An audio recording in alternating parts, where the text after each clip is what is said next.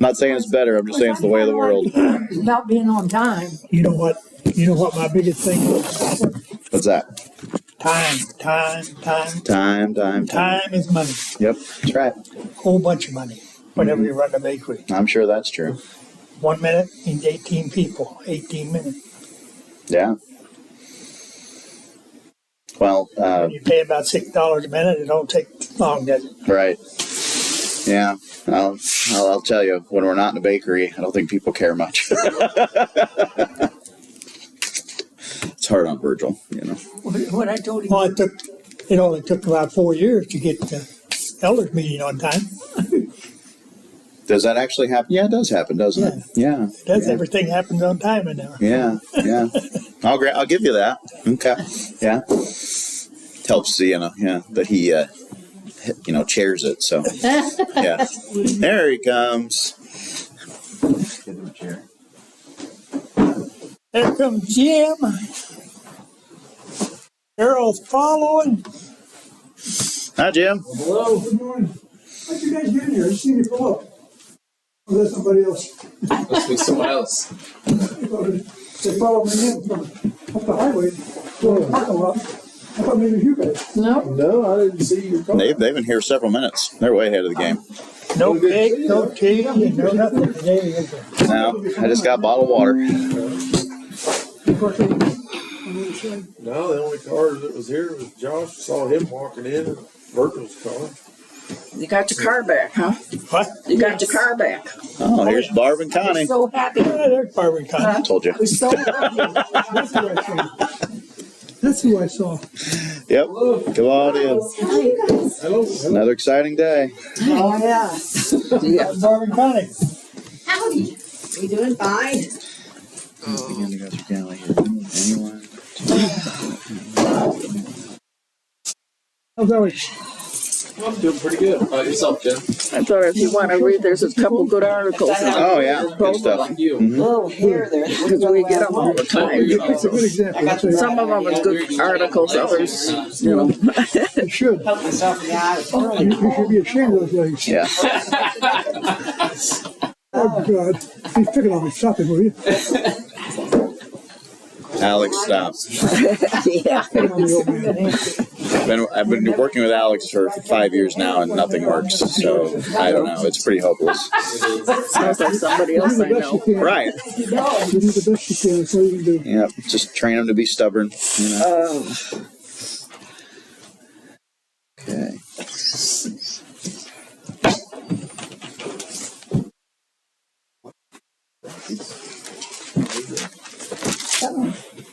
You run out of sweet potatoes yet, Carol? You run out of sweet potatoes yet? No, not yet. I will though. I didn't even give it to Kim Got yet. some allergies today or something? No, I myself in the eye with a hot curling iron, Oh my. and it hurts. Oh my. Well, I was trying to get this little bit of hair to curl the way I wanted it to. Unfortunately, the curling iron went that way instead of that way. Ouch. Ouch. I'm very sorry. Yeah, Oh. I seem to be pretty dangerous when it comes to my eyes. They get affected often. Jonathan would have said, Dad, you pulled a dad. Yeah, boy. Oh, here they come. Oh, better than not at all, huh? Hi, Shirley. You're still early. Everybody's been at people today, huh? We're slow. Right? We're slow. Hey, Karen. Hello, Karen. Good morning. I mean, afternoon. Yeah. It's morning somewhere. Somewhere. Surely somewhere. Still morning on the West Coast, I guess. Yeah. 11 o'clock there. Sure, Mark. Mark 9, verse 30. You gonna finish the chapter? We only got 20 verses. Your page? Yeah. I don't think we're doing my I'm sorry, what? page. You get swap the chairs down here. Yeah. Yeah, I can see that. Yeah. That'd be nice. At least get you a pad or something. More than that. You can get a lot. Yeah. Look at the one stupid bone on my back is sticking out. My press gets something hard. It's worse. Ouch. Sorry. 30. What you need, Jim? He wants a padded chair. Man, look at me, Pat, sure. Yeah. I think there's a pad up here. I'll get you one though. Serious, I'm not kidding. So you still have that authority, Jim. Oh, yeah. Oh yeah, this one might be pretty good. You might like this one. Oh, yeah. Yeah, We used to use that in meetings. yeah. You're gonna have to tell Alex he's got nice looking legs now. They're beautiful. Elder's chair. I had to get that elder just to sit in this chair. Well, ladies, what goodies did you bring so we can tell everybody? I'm not sure you're gonna see above the table. Looks like a blower. Fine, super. It's got good handles. And I just brought plain white cake, Thank you, yellow bud. cake, Welcome. I appreciate that. You're welcome. putting on This, it. don't bother my back. Okay. Looks like there's white cake, cookies, and coconut filling, pudding, coconut pudding. Yeah. Well, I'll break the ice. Somebody has to do it. It's a great sacrifice on my part. It's actually something my parents always taught us kids growing up. Whenever you have a thing where everybody needs to go up and do something, always be first. Just go. Just break the ice. Do it. Did they bring food? Did they bring food? Did you hear what they said? They just said what they brought. I did Here. Oh, too busy. because I did that. Yeah, too busy for the chair. White cake, That's what I got out of chocolate. white cake, and don't ask me to get it, please, because I don't feel I like don't it. want to, Good. don't want to die. Yeah. You had a good breakfast. Jim, what would you like? You in a cake mood, a coconut pudding mood, cookie mood? That looks good. You want that? Just like that? Just like that. Just like that. No, is there any Mark? Well, you better don't give him a drink. Just 9. 9. Oh, Oh, really? I wondered why you had them all wrapped up there. I did something stupid. Well, that happens. That happens all the time to me. You're never going to get hurt. You've done something stupid. Yeah. That's why I put it in there so I could brag a little. You know, I should probably get you a spoon, Jim. It'd be kind of hard otherwise. I had on the burner, and I took it off, and I had a plate in my hand, and I put it on the burner, not thinking. Yeah. And when I went to pick it up, The plate was on here. It is. Oh, was it ever? Pencils in. Yeah. There you go, Frank. oh, God. You didn't have burn medicine, I guess. Yeah, you know, Oh, yeah. Okay. Yeah, thank you. Oh, her mother they gave us and little dad. Okay, cool. I'll look into it. and when my dad, Waiter. stupid too. It's an interesting way to tip your waiter. Here, Downstairs, Josh, lose weight. and the gas I don't need it. All right. We got some more takers for snacks, so struck the man. here's your last chance before we get started. His face, his eyebrows was gone. His They're hands. working on And I getting took this guardianship. poured it all over him, and And Jewel told me, she said, if we get guardianship, It's she good said, stuff. So this I put is it so on ridiculous. here, and it didn't She blister said, this anything. little girl talks It about you still all got a funny the time. feeling, And you know. she's going to get to spend time. So I put more on today. I Right. guess that started it all over. How cool is that? And it was hurting. So. Next stick's better And than what I just got wanted. a little tube left, and there's not much. Take in it. You know, and I said, "Oh, Skip. great." So it didn't just happen today. No, it happened. I don't know when it was. Oh, boy. Awesome. She is growing up, isn't she? Yes, she is. I can see her mom. Because I got Yeah. in my hand too, and That is so cool.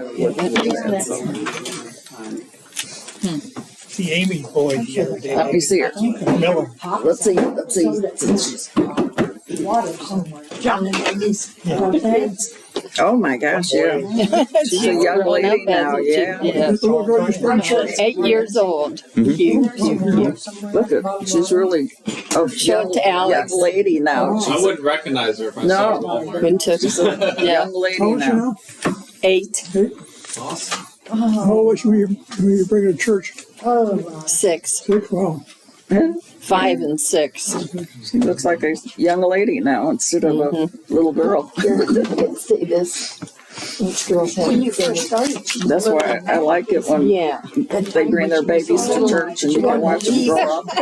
All of us. Yeah. It seemed like she was like 2 or 3 then. She wasn't very old then, just old enough to bring here. That's right. When he's just sleeping. I know everybody did, Gonna be running but around me. and getting into mischief.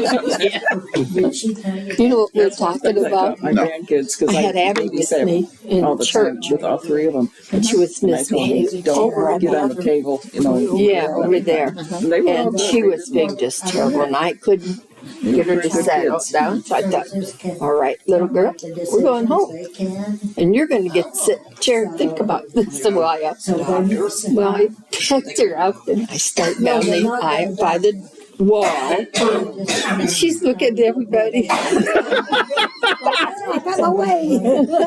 Oh, my. Got my way. That was so cute. No, she was never boring. That's for sure. All right, everybody. We're in Mark chapter 9. We are starting at verse 30. While you turn there, I'll try to give you a 15-second review. We just had the transfiguration. And remember, only Peter, James, and John saw that. And therefore, the other disciples were left behind. And they decided that it would be a good idea to argue with some Pharisees. And we all know how arguments begin and end unproductively. You don't get anywhere with an argument. And what they were arguing about was why a child could not be dispossessed of a demon by the disciples' command. And Jesus, frustrated with his disciples because instead of trying to do anything constructive, they were arguing, said in verse 19, "O unbelieving generation, how long shall I be with you? How long shall I pull up with you? Bring him to me." And then Jesus takes the demon out of the boy. And it was quite a terrible and violent dispossession, because you go down to verse 26. After crying out and throwing him into terrible convulsions, it came out, and the boy became so much like a corpse that most of them said, "He is dead." But Jesus took him by the hand and raised him up, and he got up. And then the disciples asked, "Why could we not drive it out?"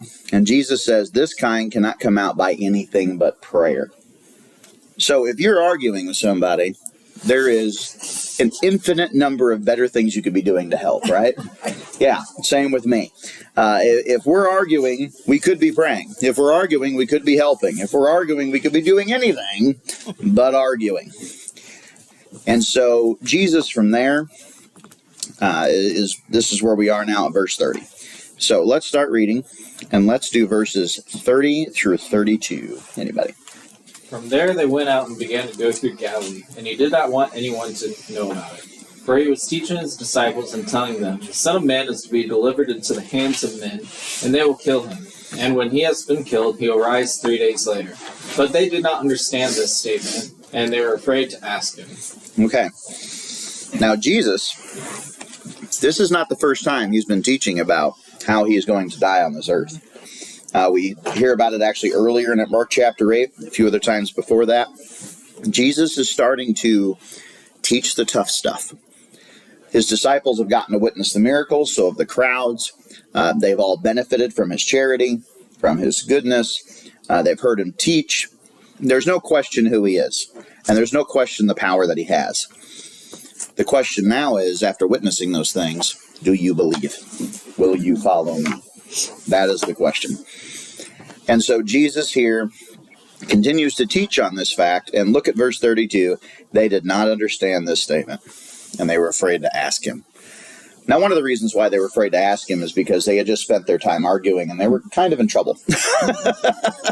And if you've ever been a child, and you just did something dumb, and you have a conscience, you might be afraid to engage for a little while.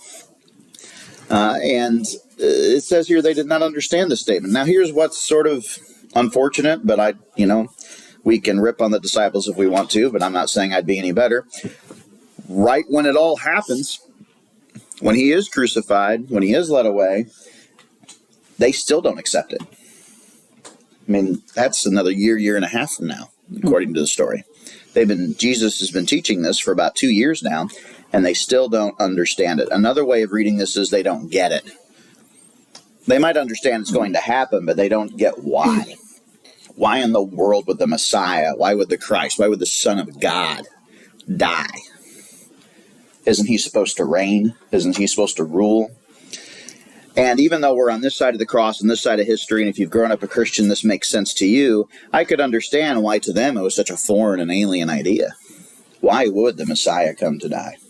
Well, you know, you look at where they are in time and in history, and the history of their people, of the Jewish nation.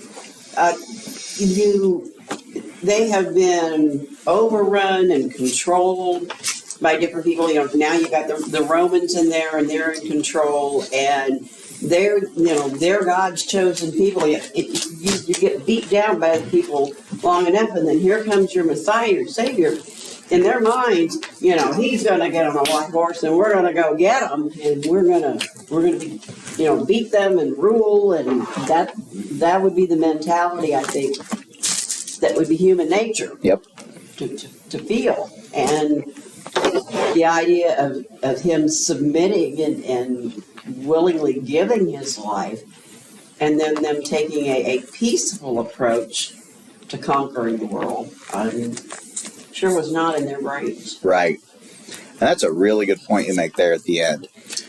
Jesus was not a warlord. Look at all the other major characters of world religions. Islam, I think, is the best example. Muhammad was a warlord. And the day he died, the nation split in two, and they've been fighting ever since, the Sunnis and the Shiites. And that's been going on for 1,400 years. So when you compare Jesus' approach, which is a peaceable approach, it's a nonviolent approach, he never forces anybody to believe anything or to do anything. He makes it totally between the person and God, which is correct.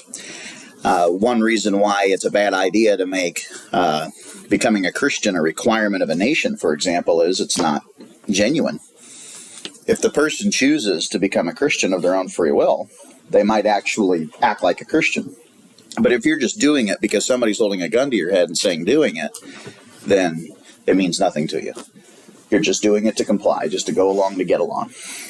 And so it's a brilliant concept Jesus has here. Of course, it's from God, so it makes perfect sense. Look at the church today. Look at our church here in Callio. Everybody that shows up on Sunday morning chooses to. Chooses to come. Everybody who gives chooses to. There's no compulsion at all. And that's one reason why it actually works, because people like their freedom. Exactly. People want to choose. Yeah, they do want to choose. And Jesus knew that.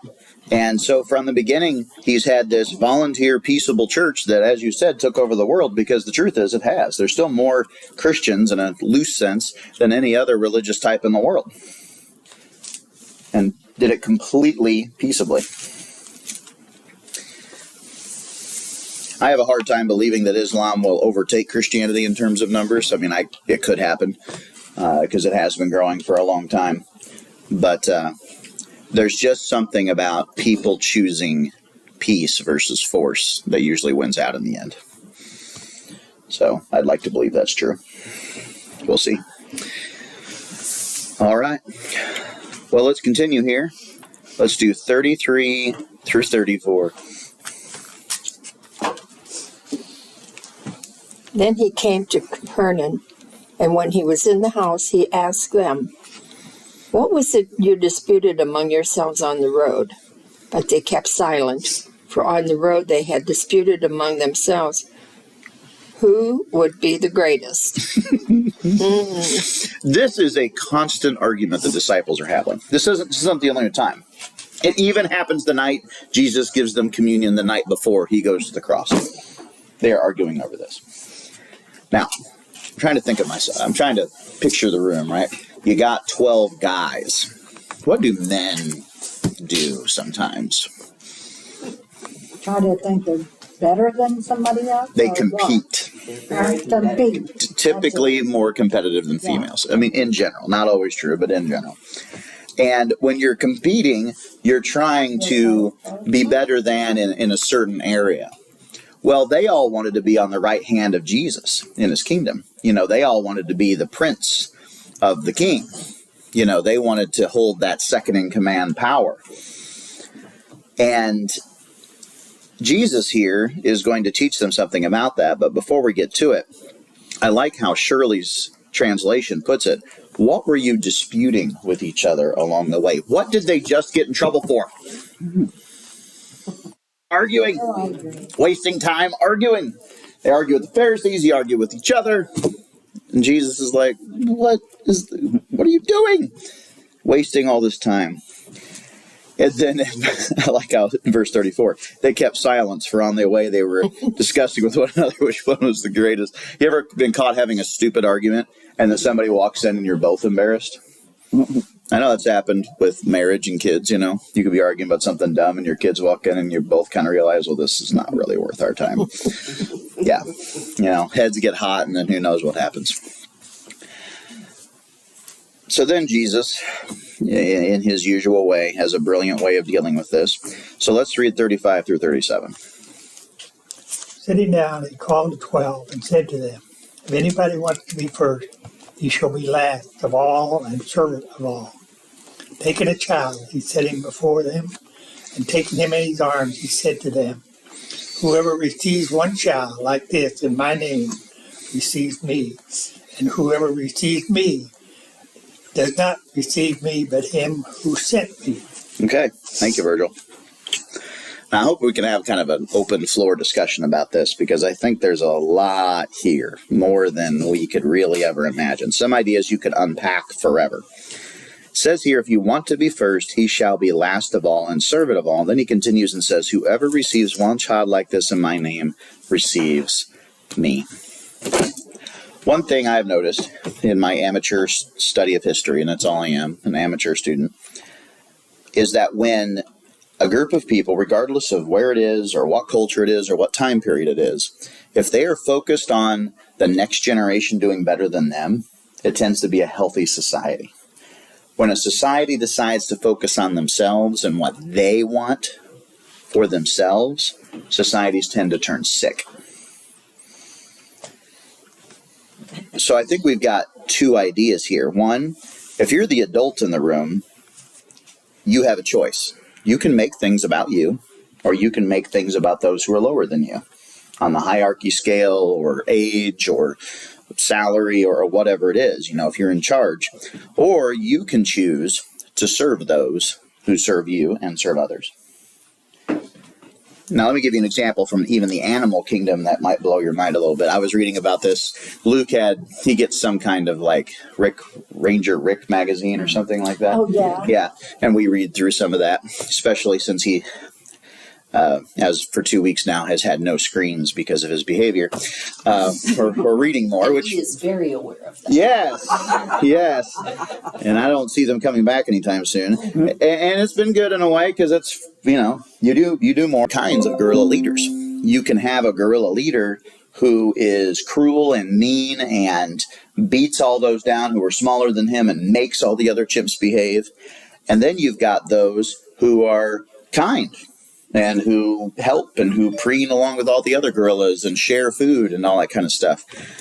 Well, what inevitably happens with the gorillas that are tyrants is that eventually two other gorillas that are about 3/4 his size kill him. Really? They rebel. There's mutiny in the troop. Mm-hmm. But the kind gorillas tend to live out their lives in charge. So look at Jesus's, response here to them arguing about who's the greatest. He's not just talking about what they could be. He's talking about who he already is. He's saying, since I am first, I'm going to be last, and I'm going to serve you. And then he's saying, I receive children. I love the next generation. I invest in them. And I'm not doing it just because I'm God, but because my Father, who is also God, sent me. So put that all in your minds. If we're going to be in charge, if we're going to have any degree of authority or leadership, Jesus is saying the sustainable kind of leadership, the kind of leadership other people want, the kind of leadership that's healthy, the kind of leadership that follows you into the next generation is like this. And I've been in some form of leadership my whole adult life, usually by default. Just we need somebody to do this. Okay, I'll do it. And I can tell you that I serve under those, and there's people who serve under me, and I have learned from those that if there's a way to do things kindly, you should do them kindly. If you can do things patiently, you should do them patiently. If there's ways to do things without yelling and screaming, we shouldn't yell and scream. That if there's whatsoever a way to do things without force, we should do them without force. And that's who Jesus is. That's what he does. So what do you all think about this? Any thoughts, comments, questions? I think this is very important. One of the things you were talking about is that, in successful societies, you want the next generation, you want your children to do better than you. You're more concerned about their needs than your own. And one of the things that I think has really added to the downfall of our society, because I've seen the results of it when I was teaching, was we have a lot of parents out there that are much more concerned about their own needs and their wants and what's best, what they want, rather than their children and what they need. Mm-hmm. I remember my father, he wasn't one to spend much money. He'd work and he'd save, and it was his goal to leave me a good inheritance. And he did. He gave me some wonderful things in life. But I would have these kids that would come in and, they didn't know where they were going to be sleeping that night, because their parents had married and divorced and remarried, and stepmoms got mad at one girl because she called her brother, her half brother, and talked to him. And she kicked her out of the house. Mm-hmm. And so she comes in not knowing where she's going to go that night, upset. And we talked a while, and finally, okay, now what can we come up with? And because I was ready to send her over to counselor work, and she said, well, she could go to her grandma's, but she was wearing the same clothes she had the day before because she'd been kicked out of the house. Wow. And so I got the counselor involved, and they got the police involved that came over to one of the houses. You got to let her have her stuff. So she got her clothes and that sort of things, and she went to live with the grandma. But, so unconcerned, even a stepchild, you should be unconcerned about children and their future. And Makes me want to cry. I know. I just wanted to hug her and bawl. I mean, Yeah. that this is, how is she supposed to come in here and sit down and learn when she's thinking, where am I going to be spending the night? Right. That And happens a lot in schools. I bet. I can imagine. I found it happening a lot more frequently than I thought it would. Just, Because my whole kids are saying. worried they're not going to learn. They're worried Yeah. about what's happening at home. But the problem is, parents are putting their wants, their needs, what they think are their needs, in front of what their children need. Yep. They're not doing what you're saying successful societies need to do. Right. Yeah. And you can see the results of it. It's catastrophic. Yeah. Yeah. So let's translate this to the church. Should the church be focused on what it wants? And what I mean is the people, because the church is the people, right? And what they want, or how to reach the next generation? There has to be a mixture, There is. Mm-hmm. because you can't, it's hard to focus on somebody else if you're hanging in the wind. Right. Yeah, if our needs isn't being met, Yeah. We it's have to hard to have make some- sure that the kids are taken. Yeah, certainly there's a balance. I don't want to phrase it otherwise. I've been in several churches to substitute preach, especially in my younger preaching years. And I remember walking into many churches that had posters from the 70s and 80s and pictures hung up and youth events that had went on back then. And then they were either dead or dying in the 2000s and the 2010s. And Because there was no children. because there was no children. Because there was nothing new going on? Nothing. Is that, Well, I don't know. I mean, that's just it. When there's only 5 people there, it's hard to know that. But my point is, there was a consistent theme I saw where there were churches that at one point in time had a vibrant youth, and then who knows what happened, and then they had none. That's what I've heard a lot, of people say, well, that church doesn't have anything for kids, so we're not gonna go there, you know? Yes, I've heard that too. Yep. Too. You got to have those things. Right. And maybe the right way of phrasing it isn't we only focus on the next generation, because that's not correct, but that there is a consistent concern and focus in that direction. Because, those of us who are solid in the faith and minister to each other, we've got more foundation than, I don't know if you've noticed, but I'm sure you have. A lot of these teenagers we have in church now are first generation believers. I noticed that. They don't have a family background in the church. They are as ignorant as they come. They know nothing. So unless we invest in them, there is nothing for them. They don't go home to a household with Christian values. Or I've got several kids, and you know them. They're in split homes. I mean, even one of my children is.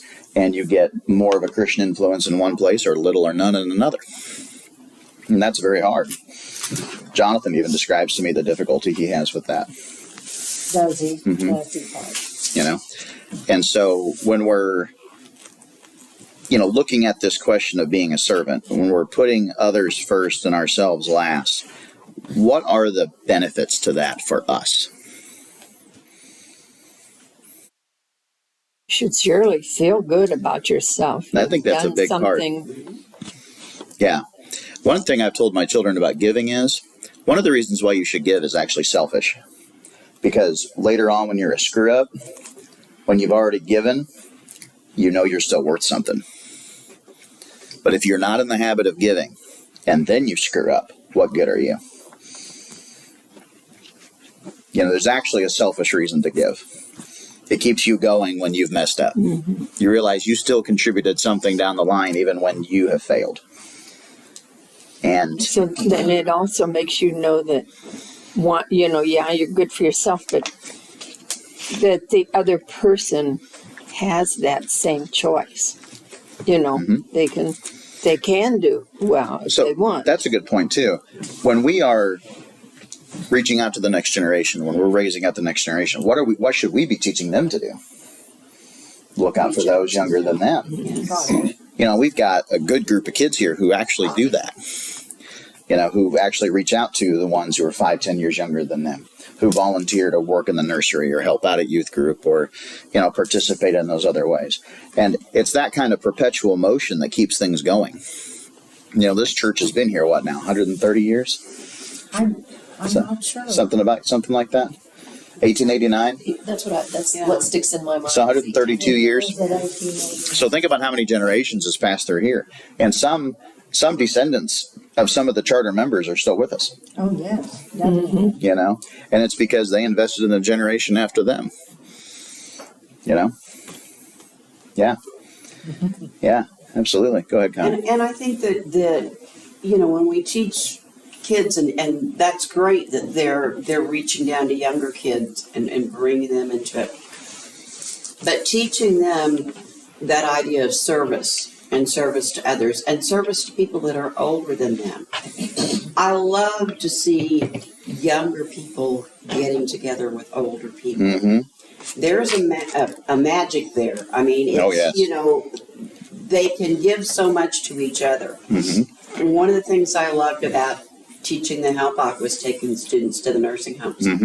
And they would sit down and interact, and a lot of times they weren't sure, how am I going to interact with these people? But they'd send them in there to feed somebody. And so they're sitting there, and they come out just thrilled, talk to them. They had a physical therapist there, and it was when Roland Roberts was in there. And he had, of course, worked with Roland, spent time with him. And Roland had talked to him about his history and, World War II and the things that, and his mind was on top of all that. And this therapist was telling my students, you get a chance, you have time to get a chance, you go down and talk to him. Yes. You will he is the neatest guy, and you will learn so much from him. Yes. And, they just, seeing that connection of those younger. When I was younger, I spent some time around older people, and I think that's one of the reasons I loved working geriatrics so much. I just saw that connection. Yeah. And then the church is a wonderful place for them to be able Yes. to do that. Yes, I am a huge fan of multi-generational churches. I think that's hugely important. You don't just want young people. You just don't want older people. You want everybody. You really do. And you want them interacting and liking each other. You know, the revival was awesome because we had specials from all ages. Mm-hmm. You know, kids who were there and adults who were there and everybody cheering each other on. You know, that's what you want. That's beautiful.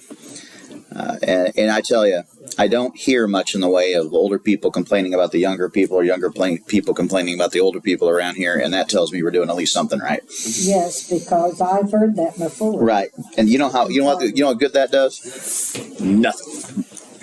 I have a couple girls that every Sunday morning, and they're not related, come and give me hugs. There you go. And I think, boy, that makes me feel good. It really does. Yeah, absolutely. You know, Yes. if I don't see those girls, I'm kind of missed something, you know. Right. Right. It's kind of like missing communion. Right. So when it comes to preferences, for example, you know, we all like the way we might do church, or we all might like the music style we like, or we might like this, that, or the other.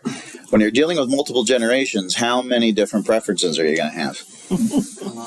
And if you know that up front, you can give some, right? You know, we can compromise. You can deal with it. We can deal with it. You know, I have a handful of people who hate it when we sing praise songs. Other people who think the hymns are out of date.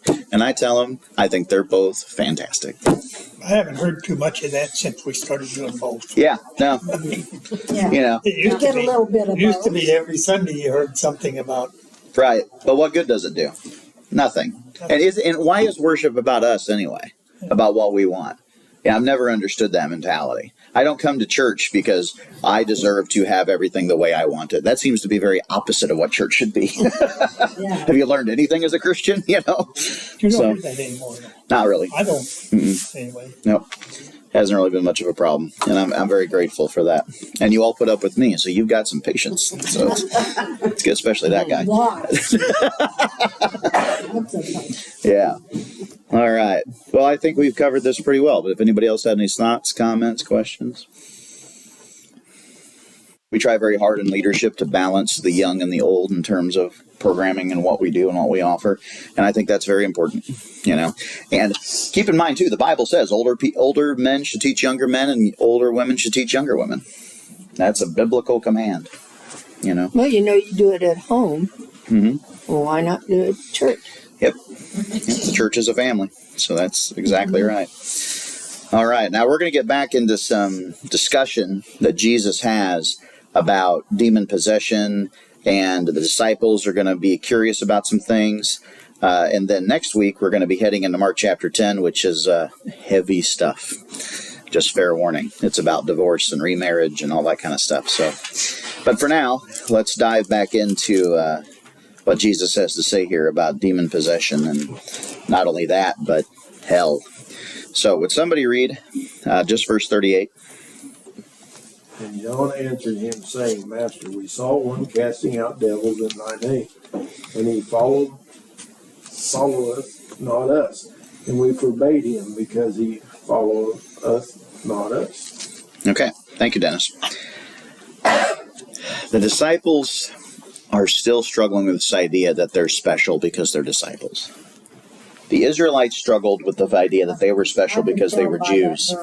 Yes. And I think people groups from the beginning of time have had this problem. You know, you were born into something, you're part of some family, or even part of some race, and you think you're special because of it. And Jesus here just taught them that if you want to be first, you got to be last of all. You need to be looking out for the next generation, not just yourselves. And here, the disciples are saying, nobody else has the right to cast out demons but us. And Jesus is going to have an answer that surprises them. All right, let's read verses 39 and 40. But Jesus said, do not hinder him, for there is no one who will perform a miracle in my name and be able soon afterward to speak evil of me. One more. Oh, okay, sorry. For he who is not against us is for us. Okay. This is a surprising answer. You know, there's a man who wasn't one of the 12. Now, there were other disciples. We know that. other people who followed Jesus and did what he said. But you might just say these were the 12 who traveled with Jesus, the 12 disciples who were with him all the time. But there were other disciples, other students. For example, Nicodemus was a secret disciple.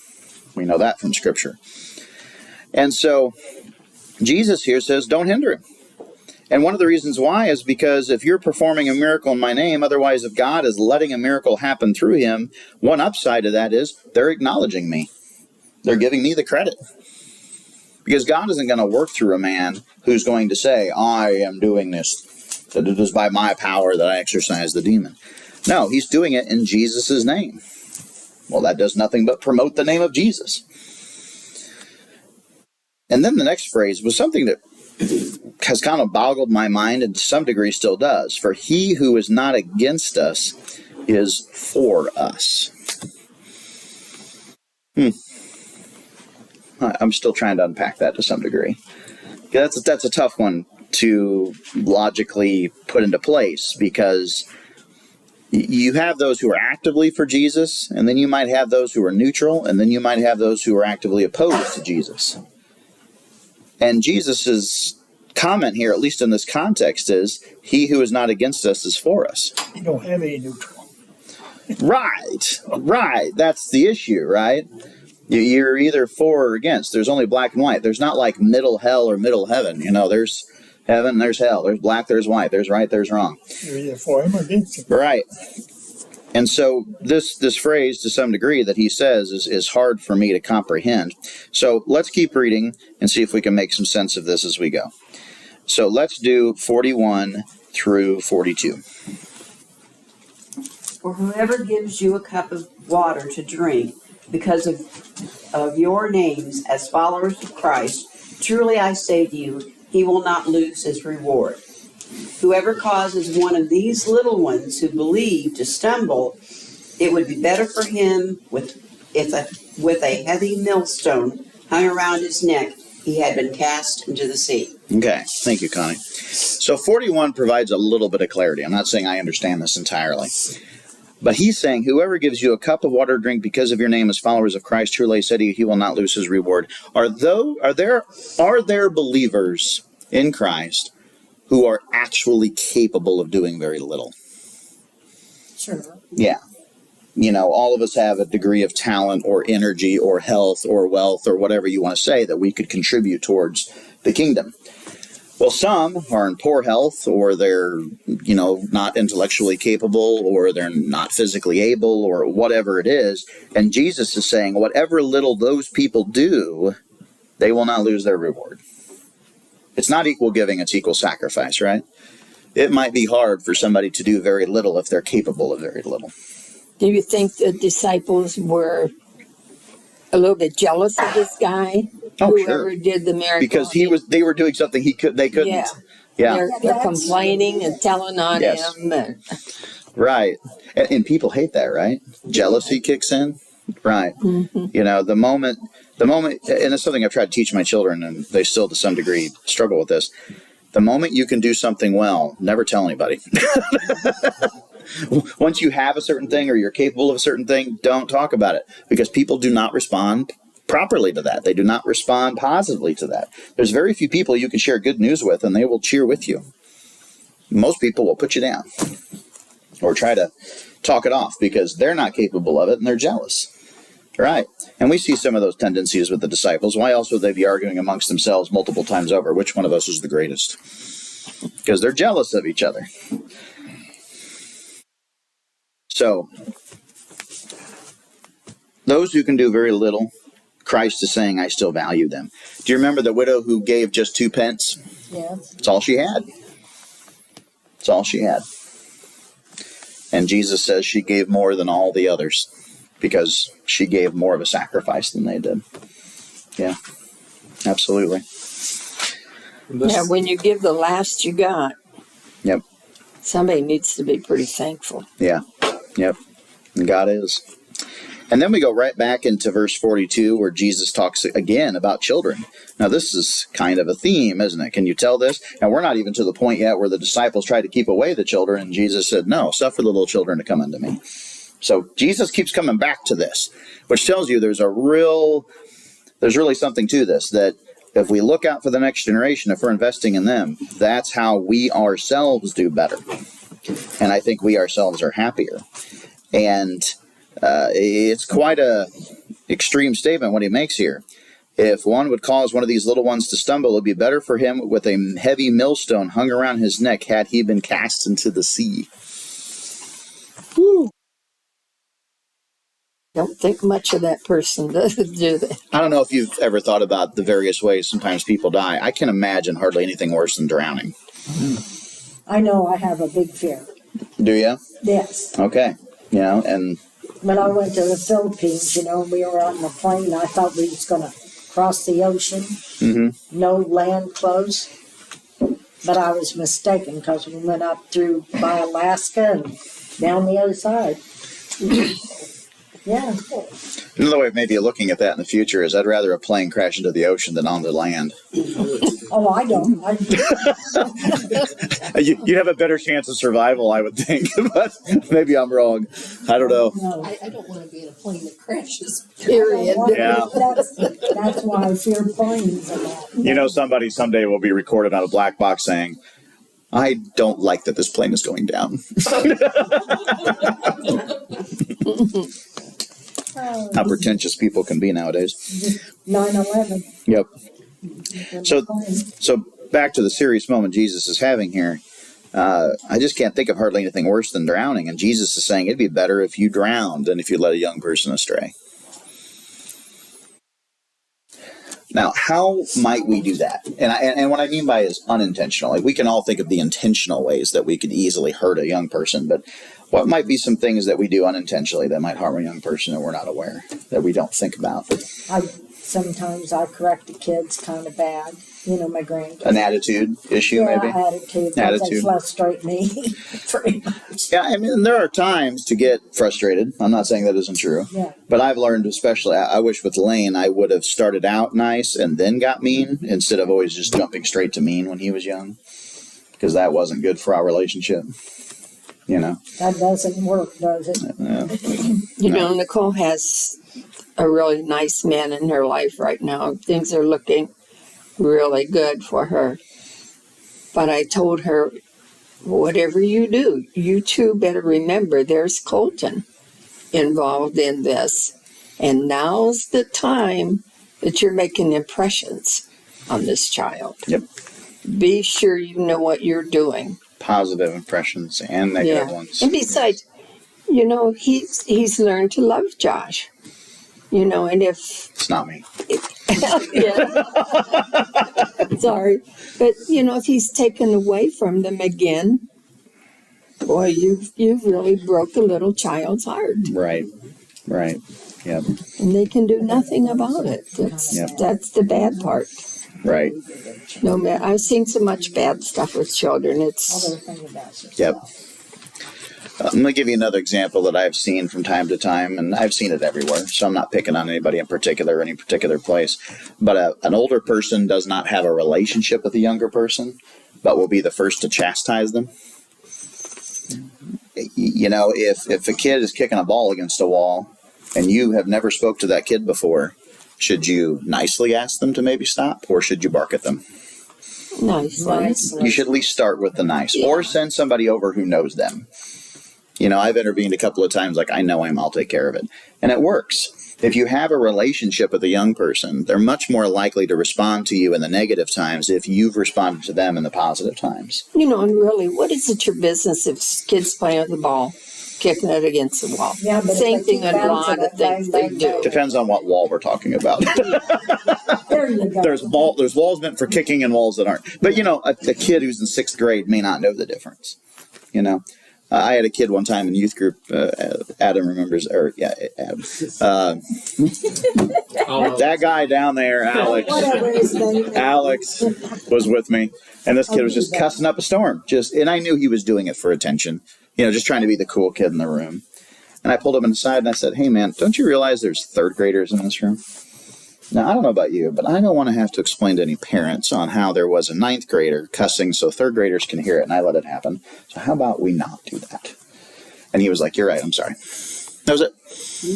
Went from being a total idiot to suddenly back in line. Now, that doesn't always happen, but this kid is known for being difficult. But you gave him some attention. Yes. Positive attention with a reasonable request.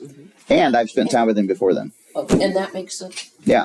And I'm not saying like I'm some kind of saint. What I'm saying is I've learned this from experience. If I spend time with kids having fun with them, then when the time comes that I've got to be corrective, they're responsive. It does work. Sunday night, we made macaroni and cheese for the kids, and that may sound so simple. And I almost made hot dogs and told you about it, but I didn't. That's it. I just made macaroni and cheese, and I should have made more than I did because they just gobbled it right up. They were so grateful. Yeah, I mean, what little you have to do to form a relationship with a kid, and we're talking about some of these kids were high schoolers and they love macaroni and cheese. Not too many kids don't. Yeah, Yeah, they're raised on it. so 10 or 15 minutes, and you know what, $1 or $2. And you suddenly got a relationship with a kid. It doesn't take much, and yet the results can be awesome. Because, like, for example, Sunday morning, you see all those teenage boys standing with Clayton in front of the church? Yes. How cool was that? And there was more of them there. They just were too embarrassed to stand up in front of everybody. But the point is, that is so cool. I'm so proud of Ethan. Yeah. Oh, Ethan's been a big part of that. Yeah. And, you know, and you know, guys are friends when they make fun of each other. So, you know, we've been teasing Ethan about his hair being grass colored. But I think they did something with it now. yeah, he's changed it a little bit. But still, just, you know. What a waste. Working on him. It's all good. We're all working on something, right? All right. Good discussion. Anybody else? Any other thoughts, questions, comments? Well, I think one of the things that we have to be careful of, and kids will really notice this, you know, we know that even as Christians, we're not perfect. We're still human beings and we have all of those flaws that are there. But when we're here on Sunday mornings, you know, being the Christian and trying to, you know, show them this is the way you're supposed to be and telling them this is the way you're supposed to be, we have to be careful how we come across at other times. How do we interact with people out there? How do we even interact with each other here? If we're acting in very non-Christian ways, and let's face it, we all do that sometimes. Right. But kids really hit on inconsistencies. This is what you say, this is the way you act on Sunday morning, but this is what I saw you saying and doing, you know, the next day. Right. So, you know, that's a way that thing. we can really, really cause young people to stumble. Yeah. Not having anything to do with the church because they're all hypocrites. Yep. So here's another category that has really changed with time, and it's changed very quickly with time. I remember as a little kid that virtually everybody dressed up for church. Oh, yeah. I mean, virtually everybody. And then I saw through the 90s, that really 80s and 90s, that waning. And now we're in an era where it's uncommon for somebody to dress up for church. You know, you might have 20 or 30% of the people dressed up or not. Now, I'm not saying that there's a sin issue there or whatever. That's not my point. But my point is, can we judge each other by the clothes we wear? Oh, yeah. Yeah. And is that right? No. No. And I've had a few circumstances where probably the most pronounced one I ever had, this was many, many years ago. But I had a lady who was very upset about another lady, the way she dressed to come to church. But here's the difference. This other lady was a visitor. A visitor? Yeah. Oh, my. Now, if you're dealing with a visitor, You better be nice. it's none of my business. As long as, you know, you're covered in every essential area, I'm not going to go there because you want to make sure nobody ever comes back to church. That's how you do it. Yeah. And I told her, don't make any comments. She's only been here 3 weeks. She's just learning. She doesn't know anything. Well, of course, she had to go make a comment. Never saw that lady again. And it wasn't because the leadership did it or the church did it as a whole. Just one person had to make a comment. And you can believe she... Sorry, go ahead, Karen. Or Shirley. You can believe they went out and told other people how they were treated. I'll never go back to that church because... What's crazy was it wasn't the church. It wasn't the church leadership. It was one person. And I can't tell you how many times I've had that happen. It wasn't us, the church. It was one person. Yeah, but that goes to show you the impression we can You have. can. Oh, yeah. Yeah. Jane Roberts used to tell me back in the 50s and before, ladies wouldn't come to church without hats and gloves and dresses, and everything else. And then that faded, And again, none of those things are in the Bible. We're not talking about essentials here, but does culture and dress and all that change? Yeah, it does. My daughter still will mention every now and then. And it just griped her that I wouldn't let her wear jeans to church. Mm-hmm. Well, I mean, that kind of dressed up more back then. I let her wear slacks, but I didn't want to let her wear jeans. And I'll come in, I'll see Melanie in there playing or something and think, oh, Janae, we just have a fit. And that's changed in our lifetimes, right? Yeah. Alex, I guess you would probably be of the first generation where church has generally been casual. Oh, yeah. Yeah. I've been to churches Well- where preachers wear flip-flops. Yeah, see, there is a point where I think leadership should have a certain minimum standard. You'll never see me show up in church without a tie on for Sunday mornings anyway. And that's because first of all, it's for identification purposes. There's only a handful of us that wear a tie. So that's easy to spot out those people, Right. And I'm the only person as short as I am wearing a tie. So that's another thing that helps. I'm kidding. Okay, go ahead. No, Okay. All right. I wanted to say, I've been told, you're supposed to wear your best to church. Mm-hmm. That's not out of the Bible, but it is out of a principle of just giving your best to God. Okay. That's the idea. Okay. And again, I'm not going to stand in between you and God on that issue. Okay. If you did, Karen and I couldn't come back because we wear jeans. What'd you say? I still think Jen still on that. You and I couldn't come back. No, because we wear jeans. Now, there's still a lot of churches out there who have those dress codes. Oh, yeah. Like, when we were little and I went to a Pentecostal church, women could not come to church unless they wore dresses or skirts. That's it. There was absolutely no pants wearing among women. And I don't know if that's changed. I'm sure it has in some places. But these are all superficial things. And Jesus is trying to get us to focus on matters of the heart. Somebody could be dressed to the hilt, but if they cause a little child to stumble, what's going to happen to them?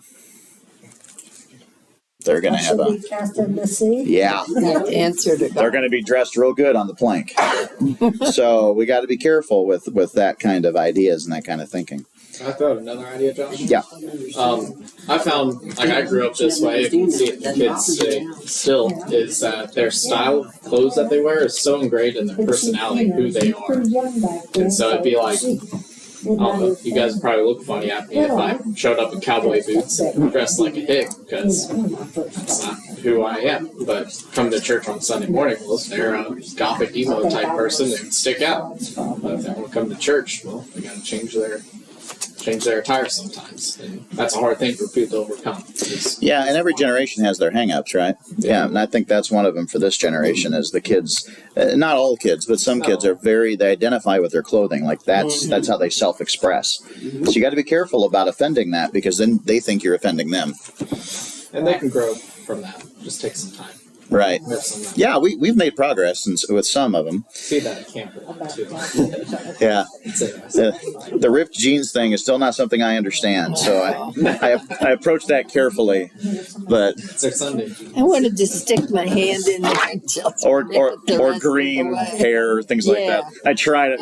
We're working with them. But at the same time, if you're 14, that's the time for that. Because when you're 20, it's time to end it. Go ahead. No, I just. Oh, you're just nodding. Okay. All right. Well, let's cover one last thing before we stop. And I have a feeling we're not going to finish this discussion before the end here because this is very intense. But would somebody read verses 43 through 48?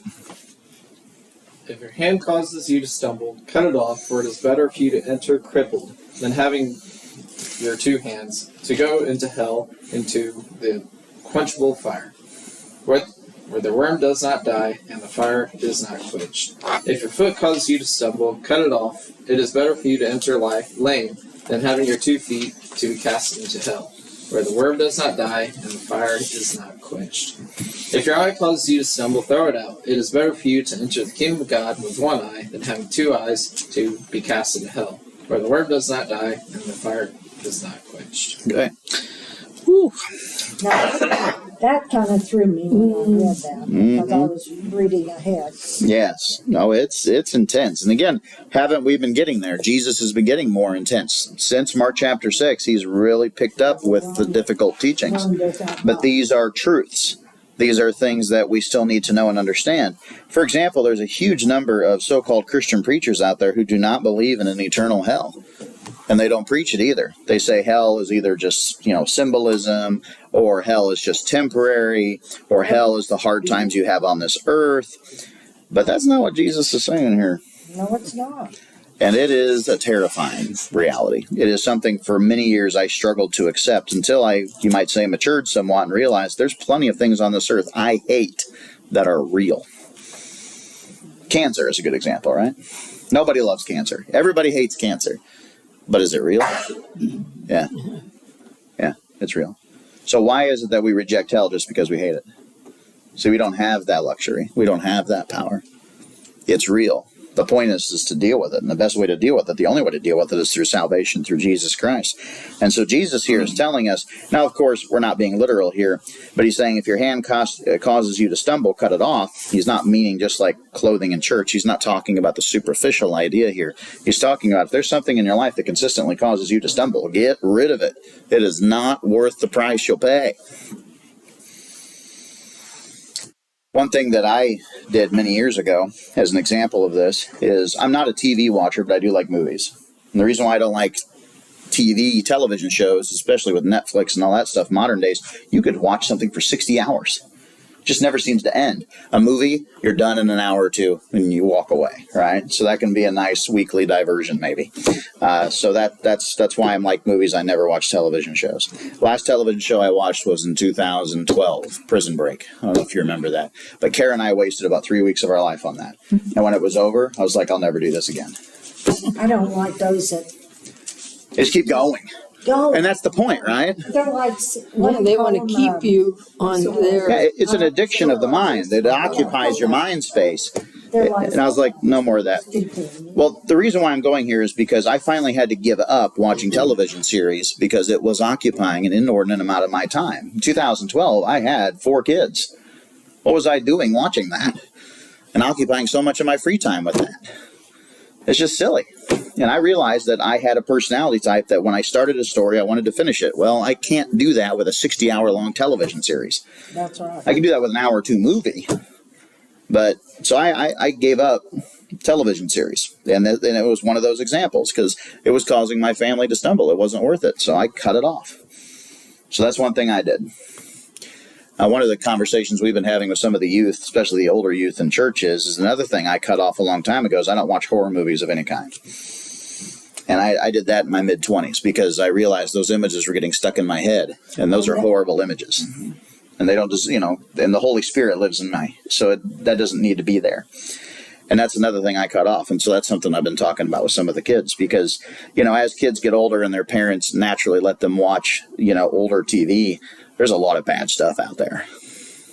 And that parents aren't even aware of. And some of these news shows, I watch TV, and you see these commercials for some of these horror shows. They're horrible. Yes. I mean, I can't. And modern special effects and everything make them hyper-realistic and very terrible. Oh. So I won't have anything to do with them. And again, because it occupies space that God should be occupying or something else more productive should be occupying or even just something fun that isn't bad should be occupying something. So there's a couple of examples. What thoughts do you have? Questions, comments, or ideas or examples? Ever cut something like that off in your life and said no more?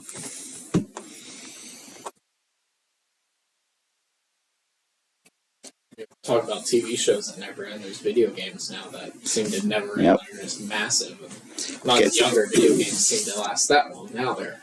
Oh, yeah. So cutting those out. Pac-Man takes 5 minutes. Skyrim takes 150 hours. Right. Yeah. You can't do that. Right. You still don't have gold. Now, this may sound funny to you, but my father, who is 71, he loves video games. and has since they first came out in the 70s. And so I grew up in a household with video games, and I played them too, and I enjoyed them. Well, I remember when I was a teenager, I was 15 or 16, and my dad had a video game of the board game Risk. The what? The board game Risk. Risk? Risk. It's a board game. And he had a video game version of it, and he was just playing it just endlessly. And the reason why you could do that is because the game would learn how you played and then would adjust to your playing style. So he was always trying to outsmart the computer. Well, that's an infinite number of possible combinations. And I remember one day I saw the Risk game in the trash. And I thought maybe my mom put it there. So I took it out and I brought it to my dad. He's like, no, I put it in there. I'm throwing it away. I'm cutting this off. It is occupying too much of my life. And that was the first time I saw somebody do something like this. Another thing he did was that he was a Cubs fan in the 80s and 90s. There was not a worse team to be a fan of in the 80s and 90s than the Cubs.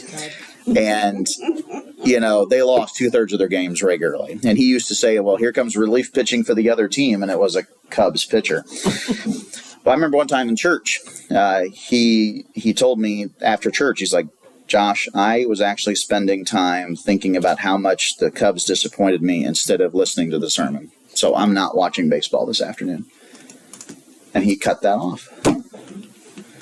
So from my dad, I learned what this means. And then I myself have tried to exercise the same thing. My dad quit playing ball. He played ball. He said it was too much time away from his family. There you go. Yeah. Really nice. And you were talking about parents today who become self-interested. This is what they need to learn. There's things when you become a parent you cut off if you're going to be a good parent. It's not about you anymore. Right.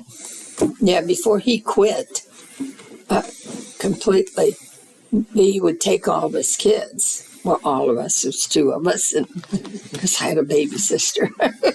But he would take us with, you know. But he was busy. He couldn't see what we were doing. Right. Yeah, so if my mom didn't come, well, we didn't go either. But it was really the right thing to do. He quit. I know he missed it terribly. I'm sure he did. That's an example of a good man. Yeah. He was a good man. All right. Well, before we close out, any thoughts before we close out? Well, I'm a widow from probably 8:30 till 9 at night for a while. Because sometimes even good things can occupy our time, right? Yeah. It's not just distractions. Sidney Miller at NYR said one of the most profound things I've ever heard come out of a young person's mouth. Sometimes we're distracted from God with good things. Yeah, we are. And she was referring to sports.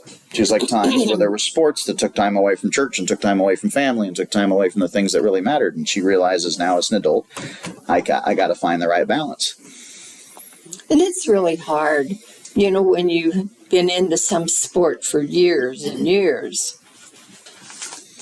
Like you said, it's pretty profound that she said that. Yeah, that was brilliant. And for a younger person to tell the other young people around the campfire that would have been 10 times more effective had Alex or I said it.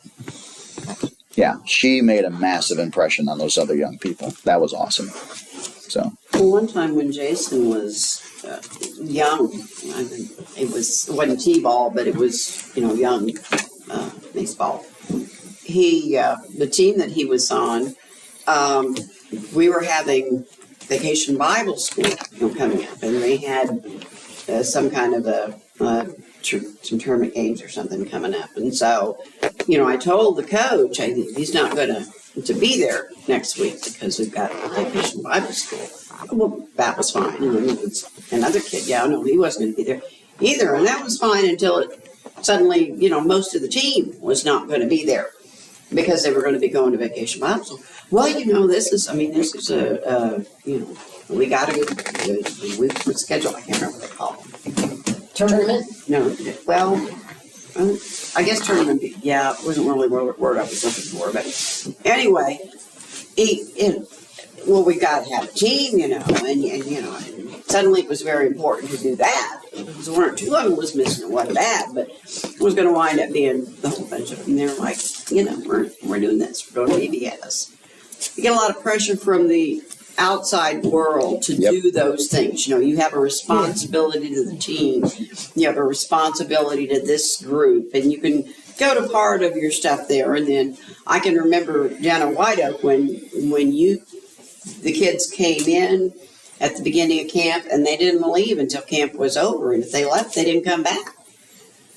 And then you had kids that weren't going to come because they had ball games and Yeah, stuff. that was more important. I remember So- when I was at camp as a teenager, I told them I have to work from 4 to 8, Monday through Thursday, but I still want to come to camp. And they had never had anybody else do that before. Uh-huh. And I was like, so can I come or can I not? And they chose to let me come. Yeah. And I'm glad I did. Yeah. Well, Yeah. that's kind of different than mall. I guess that's the way they saw it.